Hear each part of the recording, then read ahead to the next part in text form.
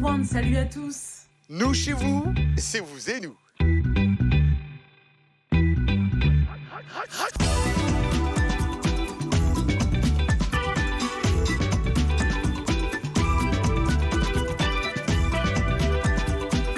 Ravi de vous retrouver pour ce nouveau numéro de Vous et Nous. Comme vous le constatez, nous sommes encore en dehors des studios de la VOA. Dans ce numéro, vous ferez plus ample connaissance avec Ismaël Diomandé, joueur international de football ivoirien. Le groupe du jazz marocain Chalaban, en tournée ici aux États-Unis, se concentre sur les styles musicaux marocains des Gnawa et Hassani, ainsi que de Ganga et de Guedra. Saïd dirige ce groupe principalement composé de musiciens hongrois et marocains formés au jazz. Il sera notre invité à la fin de cette émission et vous ne voulez pas rater notre entretien. Nous parlerons également de la journée de la Terre qui était le 22 avril dernier. Nous parlerons notamment de ses enjeux. Que faut-il faire selon vous pour embellir votre communauté? C'est la question hashtag Vous et Nous dans cette édition de Vous et Nous. Et bien sûr, we will learn English with Michelle Joseph dans notre segment Anglais Express. Mais d'abord, laissez-moi vous faire voyager dans une ville où j'ai passé quasiment la moitié de ma vie. Oui, c'est New York, Brooklyn, New York. L'un des 5 arrondissements de la ville de New York. Une nouvelle installation attire la curiosité des passants, installée sur une artère importante du centre-ville de Brooklyn avec des airs de mini Manhattan en développement. L'installation artistique donne un moment de répit aux résidents et aux touristes. Découvrons le Brooklyn Drive-Thru, une structure moderne qui s'inspire des cinémas en plein air et qui associe art, urbanisme et engagement social. C'est un reportage de notre collègue Dili Dico. Suivant. Pour le Downtown Brooklyn Partnership, en charge de redynamiser le centre-ville, réactiver les artères principales avec des projets originaux et engagés est une priorité. La directrice de l'organisation, Regina Meyer, explique qu'après 2 ans de pandémie, il est nécessaire de rappeler aux gens l'importance des espaces publics et le projet Drive-Thru est selon elle idéal pour cet objectif. What we really did love also about Soft Firm's proposal. Ce que nous avons vraiment aimé dans la proposition de Soft Firm, c'est que le projet Drive-Thru n'était pas seulement une proposition pour réactiver cet espace avec l'écran, mais également avec des films. Nous avons donc eu l'opportunité de travailler avec 8 cinéastes à Brooklyn sur l'utilisation de leurs œuvres chaque semaine. C'était vraiment un agréable bonus pour nous. La structure inhabituelle Drive-Thru tire son nom des installations de cinéma en plein air. Son design atypique, 2 écrans en toile positionnés en effet miroir sur un échafaudage en métal modulable, le tout assemblé sur une plateforme circulaire, étonne les passants à la fois par son ingéniosité et sa simplicité. Chris Moran, qui travaille dans le monde du cinéma, était en larmes lorsqu'elle a vu l'installation. It was kind of overwhelming how well it's done and how functional and C'est émouvant de voir à quel point c'est bien fait, à quel point c'est fonctionnel et minimal. C'est tout simplement génial et je suis envahie d'émotions. Je pense que c'est une superbe idée et une bonne chose pour le quartier. for the neighborhood. Ce concept novateur est l'idée de 2 jeunes femmes spécialisées dans le design et l'architecture. Talita est la moitié du binôme ayant pensé et conçu l'installation. Elle nous en dit plus.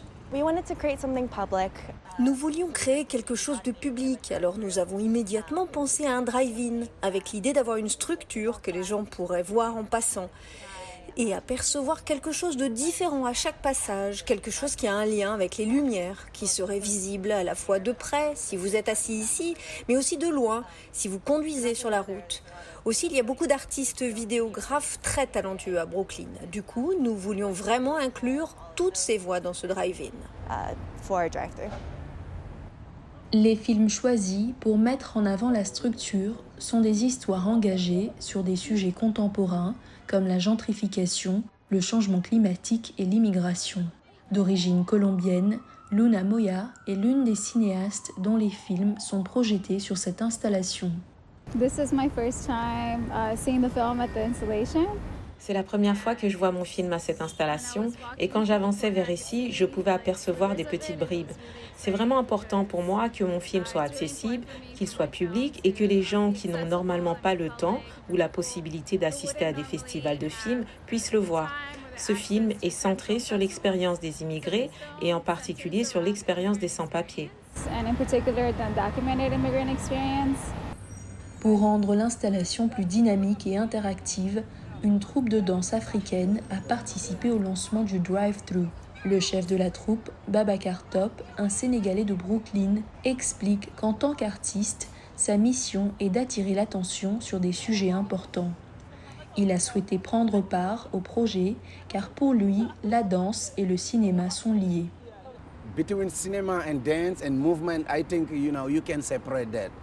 Entre le cinéma, la danse et le mouvement, je pense qu'il n'y a pas de séparation.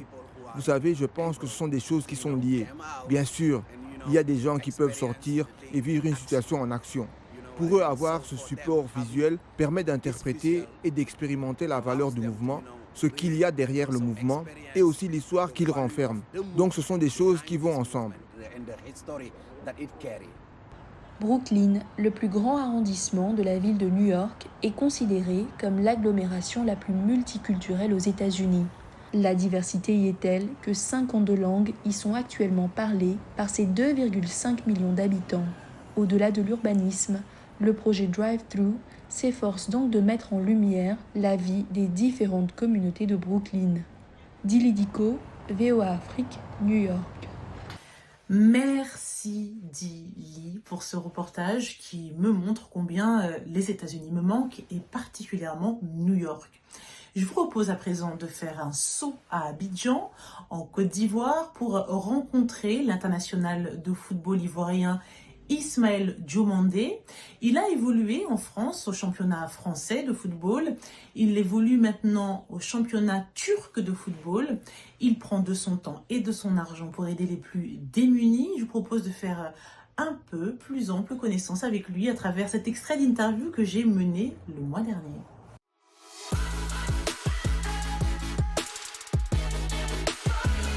Moi, je suis Ismaël Diomandé, international ivoirien, qui évolue au club de Samsunspor en Turquie.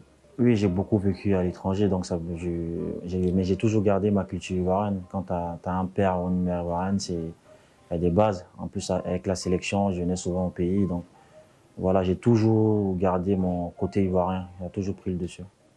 Non, c'était pas facile parce que moi, j'ai joué pendant 10 ans en France. Et c'est la première fois de sortir de la France. Bon, je savais pas ce qui m'attendait, mais voilà, je pense que c'est des belles expériences. Ce qui fait que voilà, on apprend beaucoup de choses, une nouvelle culture, une nouvelle manière de manger. Le football est totalement différent et moi, c'est un pays que j'ai beaucoup aimé. C'est pour ça depuis, je suis encore. Parce que TPP, ce sont mes valeurs, ce qui signifie le travail, la patience, la prière. Et voilà, c'est quelque chose, étant petit, j'ai toujours mis dans la tête, TPP. Et j'ai créé cette fondation avec quelques frères à moi, qui a pour but de s'occuper des orphelins, des enfants un peu handicapés. Et on essaie de développer chaque année. Je pense que dans la vie, quand tu as un peu de chance, je pense que ça fait du bien aussi de penser aux autres. Pour moi, de base, en fait, c'était quelque chose que je faisais déjà pour moi-même, parce que je me suis dit, dans la vie, il faut beaucoup aider les gens, il faut faire des choses discrètement. Quand tu donnes, tu n'es pas forcément obligé de montrer à tout le monde que tu donnes. Et au début, j'ai pas besoin d'aide, en fait. Je faisais de moi-même, c'était un grand plaisir. Mais avec le temps, si tu veux faire plus de grandes choses, tu es obligé de développer. Et on a commencé à travailler dessus et je pense que c'est sur le bon chemin. En fait, à chaque fois que je me retrouve en Côte d'Ivoire, je le fais. On s'organise, on va dans un orphelinat, on fait des dons. Parce que je pense que dans la vie, quand on part tous égaux.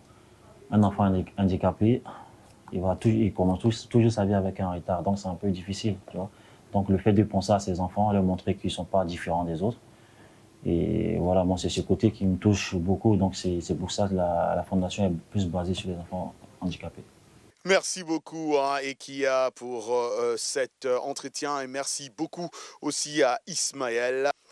Voilà, toute autre chose, une chose très importante. Écoutez, ce 22 avril ramène la journée de la Terre. C'est un rapport de Nations Unies qui indique que les gouvernements doivent agir vite car le changement climatique s'accélère à un rythme inquiétant. Oui, pour beaucoup de gens, de telles nouvelles peuvent susciter des émotions contradictoires. Désespoir, qu'il soit trop tard, un sentiment d'urgence à faire quelque chose. Julie Tabot de la VOA a parlé avec quelques jeunes de leurs inquiétudes pour le sort de la planète. Le récit est de Blanche Chano. Suivons. Ces jeunes étudiants ramassent les déchets dans un parc boisé à Washington, D.C. L'élimination des espèces envahissantes aide les plantes indigènes à prospérer et les étudiants disent qu'ils ont l'impression de contribuer à une planète plus saine. Je veux que d'autres personnes de la même génération que nous puissent vivre les mêmes expériences que j'ai vécues à Rock Creek.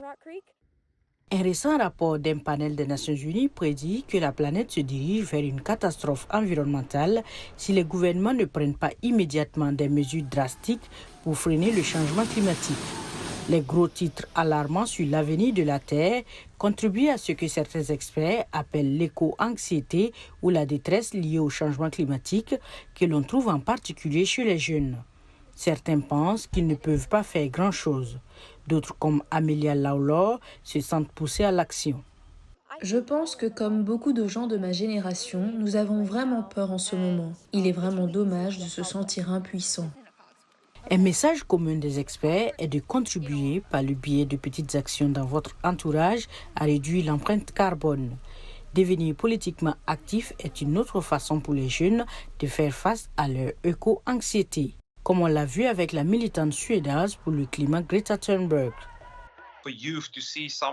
Pour les jeunes, voir quelqu'un comme Greta avoir l'impact qu'elle a et que les gens l'écoutent réellement et que les politiciens l'écoutent apporte vraiment de l'espoir. Lindsay Karkar rassemble d'autres personnes pour faire des nettoyages communautaires dans le but d'aider l'environnement local, mais cela représente aussi un exercice bénéfique pour le bien-être général des étudiants. Donc faire ce travail a un impact très rapide et tangible qui affecte la santé émotionnelle et environnementale des élèves et l'écosystème global. Investis dans notre planète, tel est le thème de la Journée mondiale de la Terre ce 22 avril. Si chacun fait un peu, c'est un grand pas pour l'humanité. Ce n'est pas moi qui le dis, mais c'est une réalité. En faisant chacun un peu d'effort, ça aide pour notre quotidien, pour l'environnement, pour notre prochain. Et je crois d'ailleurs, Roger, que ça fait partie de la question hashtag de la semaine, n'est-ce pas ? Et dans la question hashtag vous et nous de cette semaine, que faut-il faire selon vous pour embellir votre communauté? Vital Safari nous écrit de Goma et Vital nous dit, pour moi, je peux dire qu'il faut respecter le principe culturel, apprendre à écouter les aînés, donner de la valeur et du respect à votre commune. Nous avons le commentaire de Prince Katalai Mutamba à Lubumbashi en RDC. Je pense qu'en ayant une conscience cultivée, votre communauté sera embellie. Simplice Sempias, le duc à Lubumbashi en RDC nous dit il faut prendre conscience au départ. Commentaire de Djibril Diallo à Conakry en Guinée. C'est vraiment très triste pour toute chose. Il faut toujours passer par l'éducation, c'est la meilleure solution. Merci pour vos nombreux commentaires. On compte sur vous pour rester confortablement installé. On revient dans quelques instants, juste après une courte page de pub. À tout de suite. Washington Forum, le rendez-vous hebdomadaire de VOA Afrique à ne pas manquer. Chaque semaine, nous sommes ensemble pour 30 minutes pour décortiquer les grands sujets qui font l'actualité. Avec nos analystes et nos reporters, nous allons au fond des choses. Politique, économie, société, culture. Nous posons le débat et nos analystes sont là pour apporter l'éclairage. Washington Forum, c'est aussi vous, le public. Vous pouvez participer en réagissant au thème de la semaine sur nos réseaux sociaux. La rédaction de VOA Afrique vous donne rendez-vous sur ses chaînes partenaires, son site voaafrique.com et sur ses plateformes numériques pour prendre part à ce forum réalisé dans nos studios à Washington. À très bientôt dans Washington Forum. Vous et nous, part 2. Comme d'habitude, il est temps pour nous les étudiants en anglais d'apprendre un mot ou une expression dans Anglais Express. C'est avec notre professeur Michel Joseph et c'est tout de suite.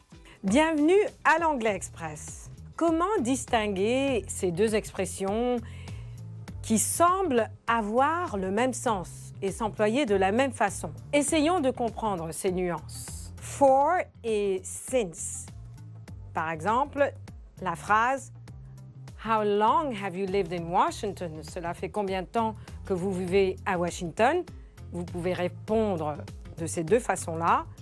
For 10 years, cela fait 10 ans. Ou bien since 2009, depuis 2009. Donc, quand on se sert de l'expression for, ça se réfère à une période de temps, mais ce n'est pas spécifique. Par exemple, We are going to New York for the weekend. Nous allons à New York pour le week-end. I have studied English for many years. J'étudie l'anglais depuis très longtemps. Ce sont des durées non spécifiques. Ce qui est pratique avec l'expression for, c'est qu'on peut parler du passé, au présent et au futur, sans changer l'expression. Last year, I traveled for 3 weeks. C'est au passé. L'année dernière, j'ai voyagé pendant 3 semaines. I'm traveling for 3 weeks. C'est au présent. Je voyage pendant 3 semaines. Next year, I'm traveling for 3 weeks. Au futur. L'année prochaine, je voyagerai pendant 3 semaines. Et voilà pour l'Anglais Express. Merci Michel. Vous pouvez retrouver toutes les leçons d'anglais, vous le savez déjà, sur le site www.voaafrique, rubrique Vous et nous. Place à présent notre rubrique Actualité. Connaissez-vous l'artiste Damso? Il est belge, originaire de la RDC et il brille à l'international tant son talent est reconnu car il a écrit et composé pour de nombreux autres artistes que lui. Figurez-vous qu'il a réussi un exploit, 4 dates de concert à Bercy qui affichent complet. Le 25 mars, le rappeur ouvrait la billetterie de son concert à l'Accor Arena, communément appelé Bercy. L'événement a rencontré un tel succès que les places se sont écoulées en quelques minutes. Fort de cette réussite, il a ouvert une semaine plus tard une nouvelle date dans la mythique salle parisienne. Même chose, mise en ligne le 1er avril. Celle-ci s'est également retrouvée complète en moins de 30 minutes. Alors, il a décidé d'ouvrir 2 nouvelles dates, donc 4 dates complètes, mais ne vous inquiétez pas, les caméras de Vous et nous y seront, vous ne manquerez rien, comptez sur moi. Toujours dans l'actu, l'Ukraine sera présente dans tous les esprits en mai au 75e Festival de Cannes dans le sud-est de la France. 2 générations de cinéastes de ce pays en guerre depuis l'invasion russe présenteront des films évoquant conflits et déplacements de populations. Ils côtoieront un film d'un iconoclaste russe, celui de Kirill Serebrennikov, qui a quitté légalement son pays et dont le nouvel opus La femme de Tchaïkovski sera en compétition officielle. Le Festival de Cannes avait annoncé début mars qu'il n'accueillerait pas de délégation russe ou la présence de la moindre instance liée au gouvernement tant que l'invasion de l'Ukraine par la Russie se poursuivrait. Une mesure qui ne s'applique pas aux artistes en rupture avec le régime. Et voilà, c'est tout pour l'actu. À présent, on va aller au Cameroun pour parler Pâques, exactement. Et c'est avec notre collègue Ntap dans notre segment On dit quoi? C'est tout de suite. J'ai fêté une très bonne fête de Pâques. Le jour de Pâques, je me suis levé et je suis allé à l'église avec toute ma petite famille. Du retour de l'église, on a fait une petite sortie avec des amis. Et dans l'ensemble, ça s'est très bien passé, la fête de la Pâques. Le matin, on était à l'église, on a célébré, le messe s'est bien passé, le culte était très merveilleux, l'église était pleine à craquer. Et après le culte, on est rentré à la maison. La Pâques, ça s'est célébré dans de très bonnes conditions. Le petit matin, la pluie est venue avec une grande bénédiction. Ça a arrosé la poussière et nous avons été satisfaits. Parce que là, nous avons porté les habits blancs Nous avons marché sur les roues vraiment bien arrosées, comme si c'était la bénédiction qui venait du Très-Haut. Nous avons célébré la fête de Pâques dans la réjouissance. Oui, nous sommes réjouis avec nos frères en Christ. Nous sommes allés à l'église, nous avons loué, nous avons adoré, nous avons prié et nous avons mangé le corps de Christ, nous avons bu le sang de Christ. Ensuite, nous avons continué les célébrations. Bon, pour moi, la Pâque représente la mort du Christ, c'est-à-dire notre Seigneur, le Dieu Tout-Puissant, il a envoyé son Fils unique, le Seigneur Jésus-Christ, qui est venu mourir à la croix pour nous et pour nous sauver afin que le péché ne soit plus sur la terre, donc pour nous sauver en tant qu'hommes. Donc en tant que Christ, nous devons marcher selon les principes de Christ et la Pâque, vraiment, c'est un moment symbolique en tant que chrétien. On ne doit plus fêter la mort de Jésus-Christ. Il s'est ressuscité pour nous ces jours, que peut-être que si tu crois en lui, comme il s'est ressuscité des morts, il n'est plus mort, il vit avec nous. Cela veut dire qu'il faut croire en lui. Quand tu crois en lui, tu lui donnes ta vie entre tes mains. C'est maintenant lui qui te guide. C'est maintenant si tu lui demandes quelque chose, comme je lui ai demandé la paix, qu'il me donne la paix, que je ne dois plus faire du mal à quelqu'un, et il m'a donné cette paix. On espère que vous avez passé un bon week-end de Pâques, en famille, entre amis ou seul si vous n'avez pas eu d'autre choix, que vous avez pu passer des moments avec un bon repas ou un bon moment spirituel. L'essentiel, c'est de le passer en totale harmonie et aussi de ne pas trop abuser de certaines bonnes choses comme le chocolat. Je fais juste une blague parce que j'en mange beaucoup et on se moque beaucoup de moi autour de moi. Donc, je vous ai donné le secret. Je suis très gourmande et particulièrement du chocolat. Mais Roger aussi. Je le dénonce.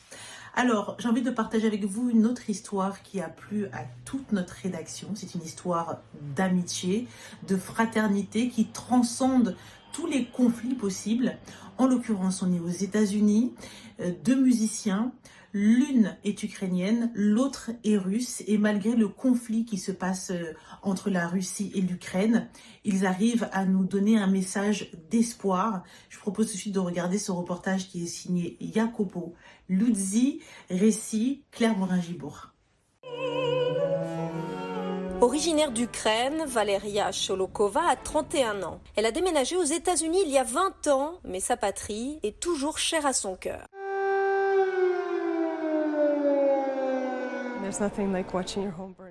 Et il n'y a rien de tel que de voir sa maison brûler. J'ai été dans un état terrible. Les jours qui ont suivi, j'étais brisée. Tout fait mal. J'avais un chagrin absolu.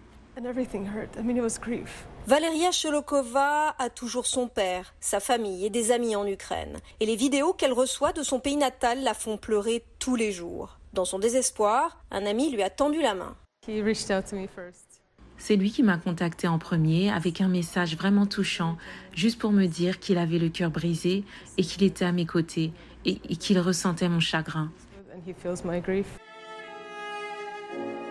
Nikita Morozov est un violoniste russe de 35 ans. Il a grandi à Montréal, au Canada, et se produit souvent avec Madame Sholokova. Ils sont amis depuis leur rencontre à la Juilliard School de New York, il y a plus de 10 ans.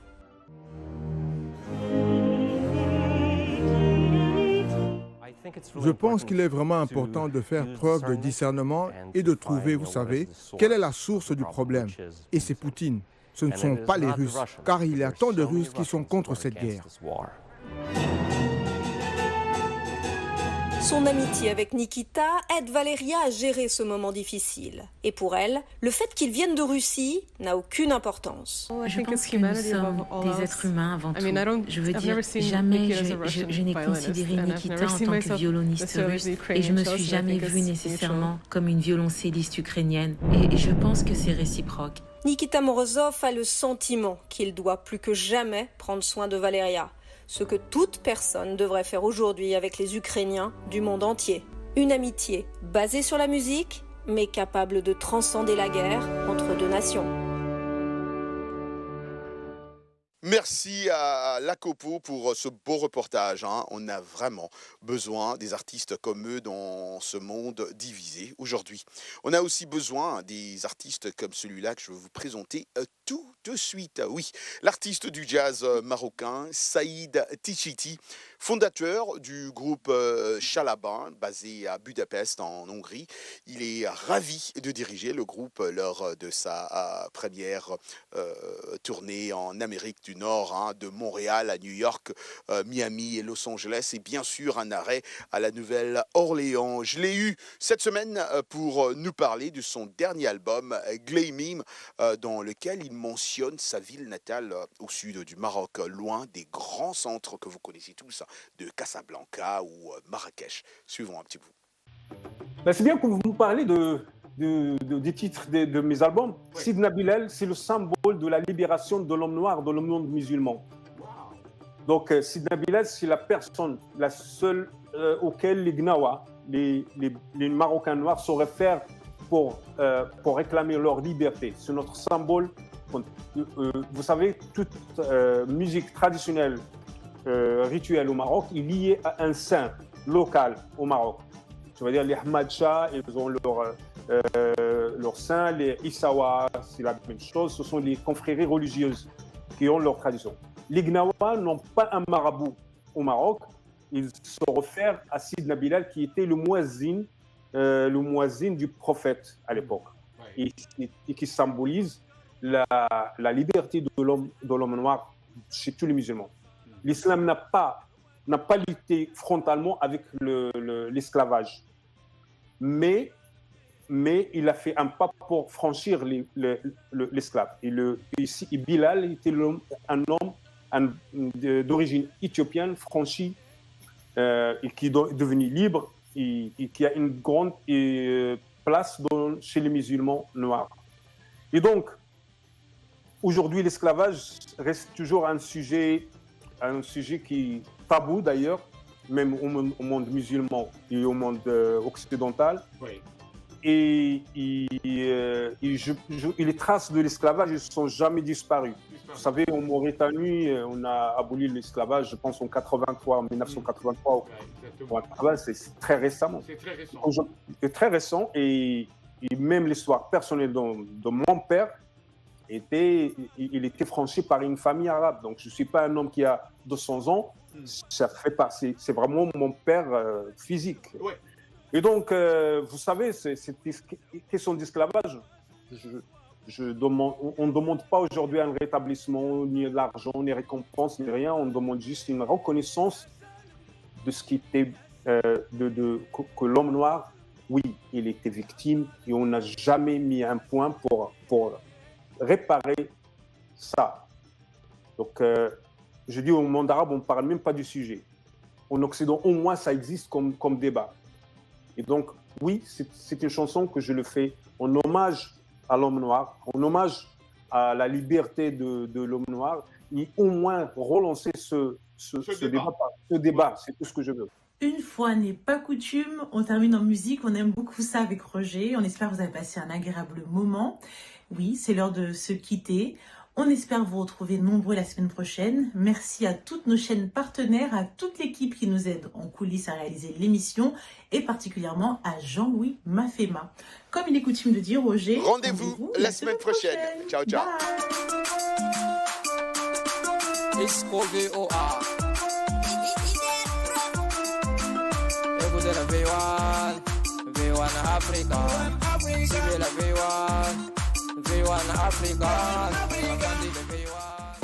Washington Forum, le rendez-vous hebdomadaire de VOA Afrique à ne pas manquer. Chaque semaine, nous sommes ensemble pour 30 minutes pour décortiquer les grands sujets qui font l'actualité. Avec nos analystes et nos reporters, nous allons au fond des choses. Politique, économie, société, culture. Nous posons le débat et nos analystes sont là pour apporter l'éclairage. Washington Forum, c'est aussi vous, le public. Vous pouvez participer en réagissant au thème de la semaine sur nos réseaux sociaux. La rédaction de VOA Afrique vous donne rendez-vous sur ses chaînes partenaires, son site voaafrique.com et sur ses plateformes numériques pour prendre part à ce forum réalisé dans nos studios à Washington. À très bientôt dans Washington Forum.